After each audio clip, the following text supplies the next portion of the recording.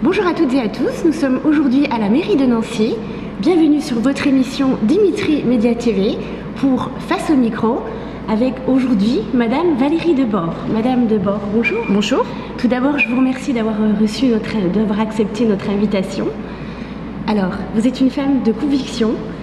Dès 2001, vous avez été élue à la mairie de Nancy en tant qu'adjointe en charge des personnes âgées et handicapées. Vous êtes aussi vice-présidente du CCAS. Investie par l'UMP de 2007 à 2012, vous avez été élue députée de la 3e circonscription de Meurthe-et-Moselle. Vous êtes aujourd'hui vice-présidente de la région Grand Est, 2e adjointe au maire de Nancy. Et depuis janvier 2016, vous êtes porte-parole des Républicains. Alors ma première question sera tout d'abord très basique. D'où vous êtes venue cette passion pour la politique ? Ça remonte à loin, ça remonte à la faculté. J'étais étudiante à la faculté de droit ici à Nancy et j'étais en première année et ça va paraître un petit peu incongru, mais nous n'avions pas de cafétéria. Et quand nous voulions aller boire un café ou acheter une friandise, quelque chose, nous étions systématiquement obligés de sortir de la fac pour pouvoir le faire.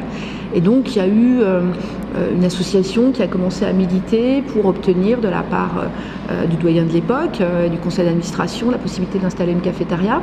Et donc voilà, je considérais que c'était un besoin important et intéressant. Et donc j'ai milité comme ça. L'association en question, elle était liée au mouvement qui était proche des jeunes démocrates sociaux, et donc petit à petit en fait je suis rentrée dans ce dispositif. Donc voilà, ça peut paraître assez banal, mais somme toute ça répond aussi à la façon dont je définis la politique, c'est-à-dire répondre aux besoins du quotidien. Très bien, très bonne définition de l'engagement politique. Alors vous êtes une femme de cœur, vous portez une attention toute particulière aux handicapés et aux personnes âgées. Est-ce que vous pouvez illustrer cet engagement ? J'ai choisi, en lien avec André Rossignol et maintenant avec Laurent Hénard, effectivement de consacrer mon action publique plus particulièrement aux personnes qui sont fragiles, y compris aux personnes qui ont des difficultés financières via les aides matérielles que nous apportons, tout simplement parce qu'il me semble qu'un grand pays comme le nôtre, qui est un pays qui somme toute est riche, où il y a des gens qui vont bien et d'autres qui vont vraiment pas bien, a besoin d'accompagner les plus fragiles d'entre nous. Et accompagner les plus fragiles d'entre nous, ça veut dire être vigilant vis-à-vis de l'assistanat. Il ne s'agit pas que les personnes qui peuvent travailler eh bien, ne le fassent pas, mais être aussi vigilant vis-à-vis de ceux qui ne le peuvent pas ou qui ne le peuvent plus. Quand vous êtes né avec un handicap, ou quand la vie malheureusement vous a fait supporter un accident, c'est normal que la société vous accompagne votre famille. Quand vous devenez âgé, dépendant, que vous ne pouvez plus répondre à vos besoins personnellement, c'est normal également qu'on vous accompagne. Je pense que c'est la dignité d'une société comme la nôtre et qu'on mesure la dignité d'un pays à la façon dont il accompagne les plus fragiles d'entre nous. Très bien. Alors aujourd'hui, on va arriver à votre engagement dans la région Grand Est. Est-ce que vous pouvez nous détailler au quotidien toutes vos initiatives pour notre belle région qu'est la région Grand Est ? Alors c'est assez inédit, cette nouvelle grande région, fusion de 3 territoires, l'Alsace, la Lorraine, la Champagne-Ardenne, 5,5 millions d'habitants, 57 000 km².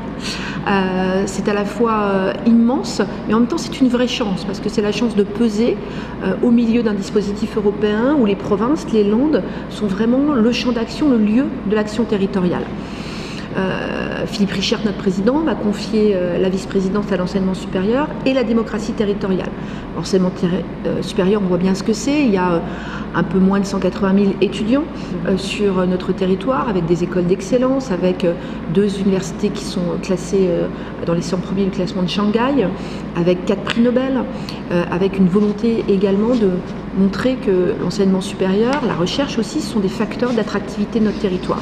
Donc au quotidien, c'est de relations avec les présidents d'université, les directeurs de grandes écoles, c'est la volonté de monter des projets pour attirer sur notre territoire des enseignants-chercheurs, des doctorants, mais également des étudiants, d'être en relation avec les autres territoires et de faire en sorte que tout ça rapporte, in fine, à la région Grand Est.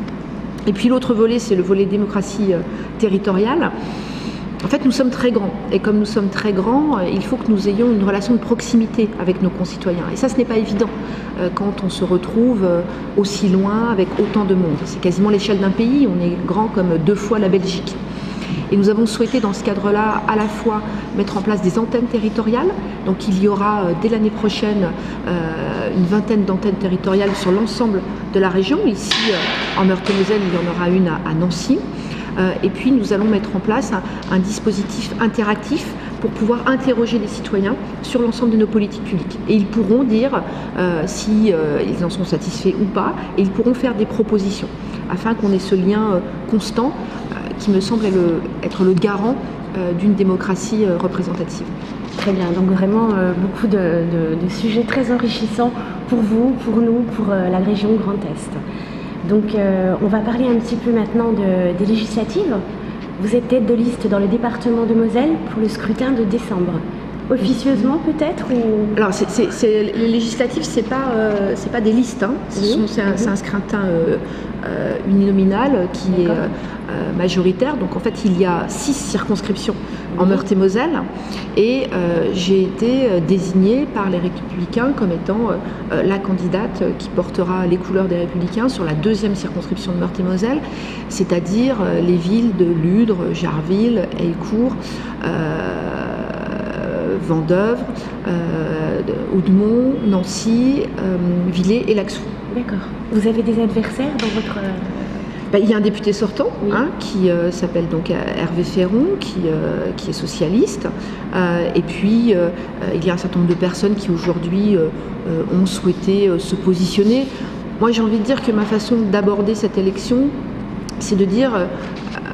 Les députés, ils vont apporter au futur président de la République la force au niveau du Parlement pour pouvoir mettre en œuvre la politique sur laquelle il aura été élu. C'est-à-dire que ce sont eux qui vont voter les projets sur lesquels les Français auront décidé d'apporter leur voix à l'homme ou à la femme qui sera élu président de la République.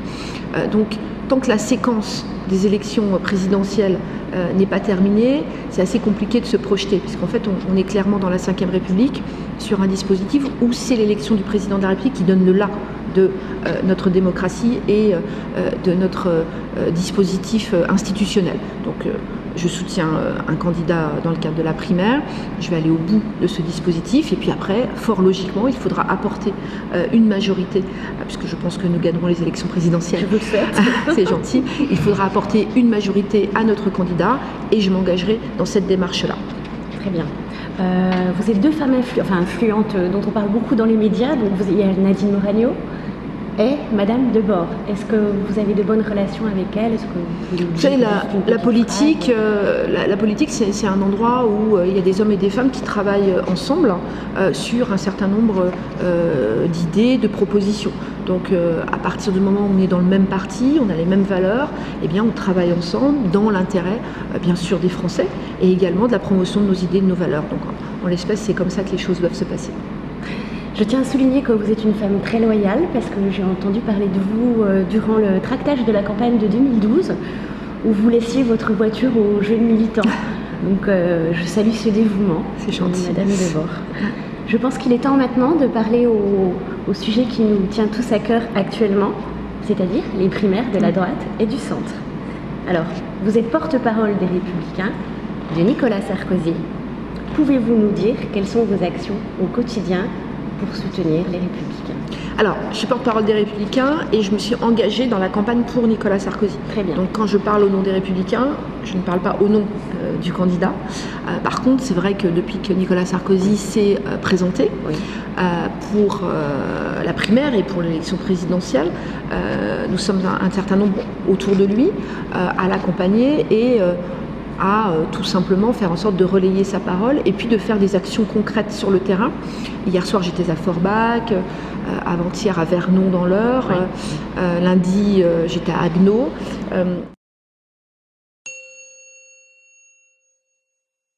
L'idée, c'est d'aller à la rencontre effectivement des gens pour pouvoir les inciter à voter. Je rappelle que pour pouvoir voter à la primaire de la droite et du centre, il faut être ou adhérent des Républicains ou signer une charte des valeurs qui dit qu'on adhère aux valeurs de la droite et du centre en indiquant ses coordonnées, en donnant ces éléments d'identité. Donc il faut rappeler tout cela et puis il faut inciter effectivement les gens, en ce qui me concerne, à voter pour Nicolas Sarkozy. Je considère qu'aujourd'hui, alors que la France ne va pas bien, que nous sommes dans une situation économique compliquée, 6 millions de chômeurs, une pression fiscale qui a augmenté de 50 milliards d'euros, une place dans le monde qui n'a fait que baisser.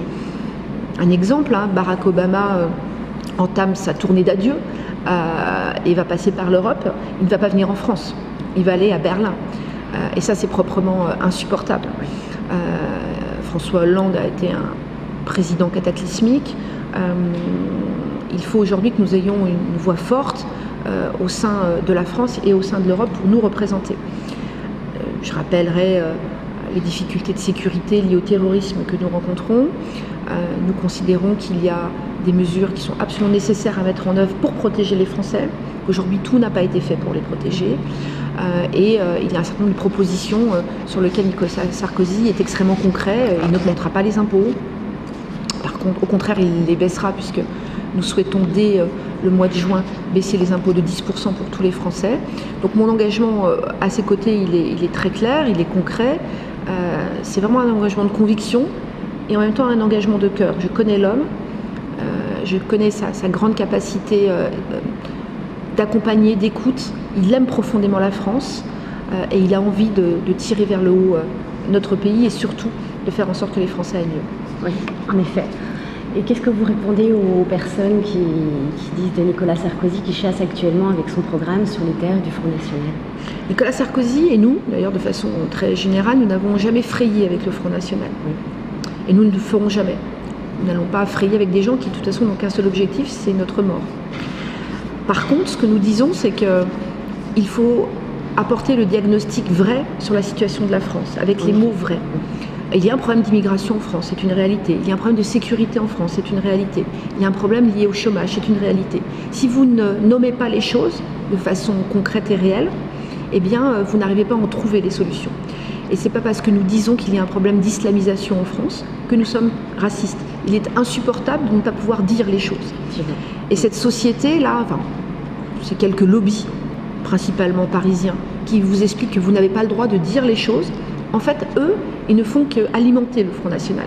Nicolas Sarkozy dit les choses, il emploie les mots.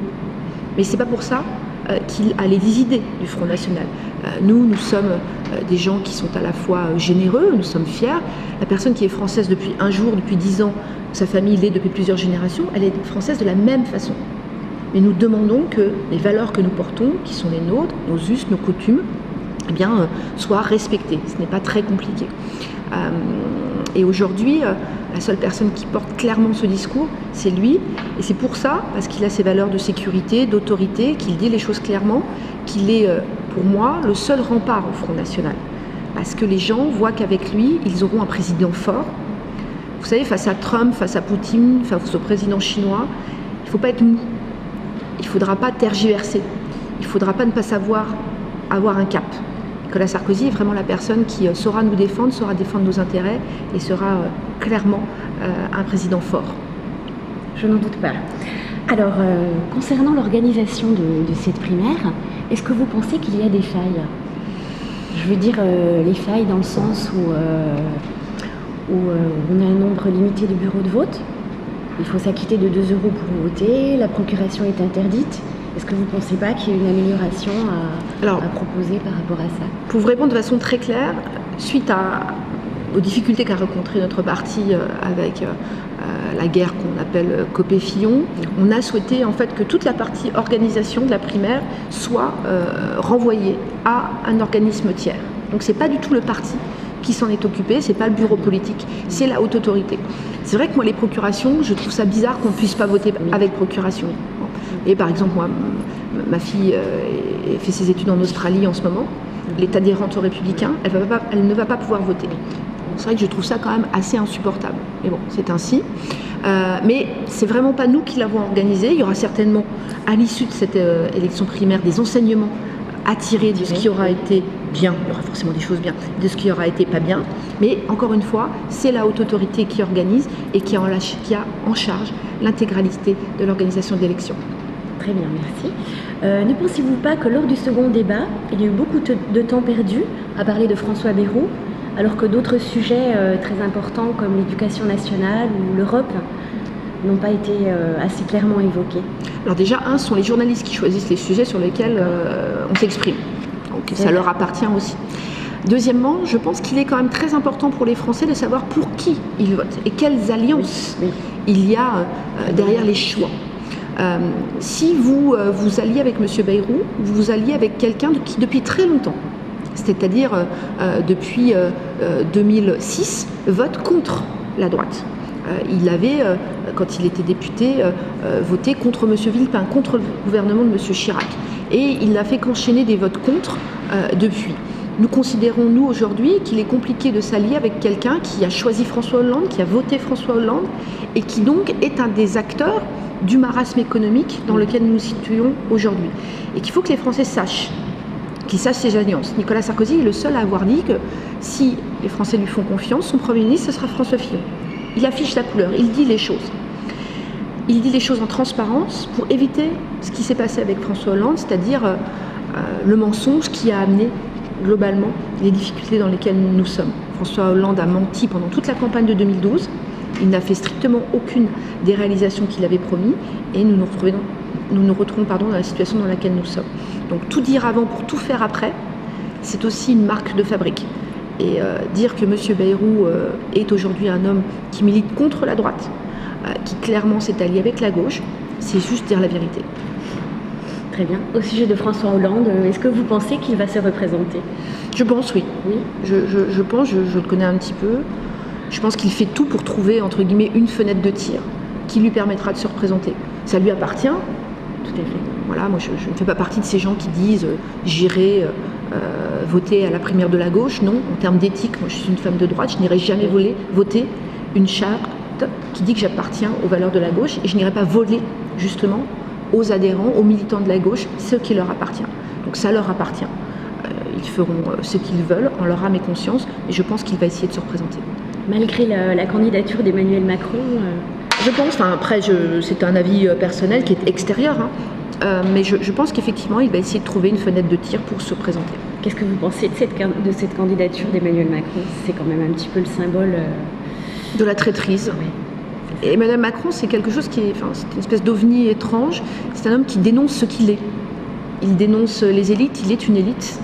Il dénonce les gens qui décident, les gens qui sont à la manœuvre. C'est ce qu'il est. Il ne faut jamais oublier qu'il a été banquier d'une grande banque, on le sait, mais surtout, il a été collaborateur au plus haut niveau de François Hollande à l'Élysée. C'est lui qui a inspiré le programme économique de François Hollande.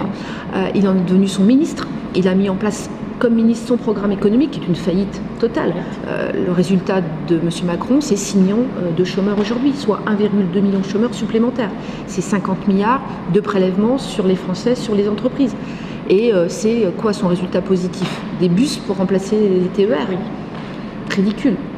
Et malgré tout, cet homme qui a failli sur tout arrive la bouche en cœur et vous explique qu'il est candidat à l'élection présidentielle, avec comme réel bilan la traîtrise. Le seul homme qui lui a tout donné, il l'a trahi. Les Français choisiront. En tout cas, ce qui est sûr, c'est que moi, il ne m'inspire pas confiance. Très bien, merci. Concernant le face-à-face, donc qui aura lieu la semaine prochaine, est-ce que vous avez une petite idée?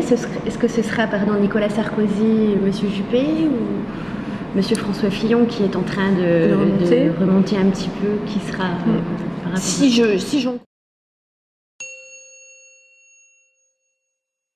les derniers sondages qui sont sortis, je pense que ce sera certainement Nicolas Sarkozy et Alain Juppé. Après, c'est vrai que François Fillon fait une fin de campagne assez forte.